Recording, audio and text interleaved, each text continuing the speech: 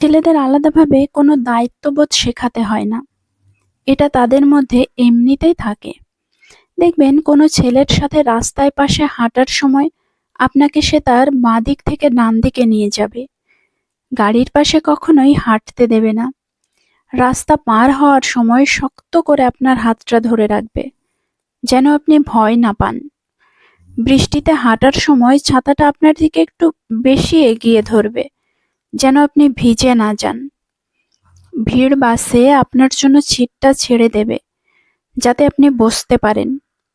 সবসময় জানলার পাশের সিটটা আপনার জন্য রেখে দেবে, যেন গরমে আপনার কোনো কষ্ট না হয়।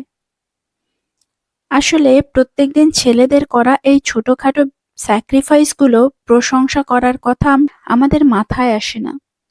সবসময় তারা এই স্যাক্রিফাইসগুলো করতে করতে আমরা এই জিনিসটাকে স্বাভাবিক ধরে নিয়েছি। চলুন না তাদের এই ছোটখাটো স্যাক্রিফাইসগুলোর জন্য তাদের একটু ধন্যবাদ জানিয়ে আসি।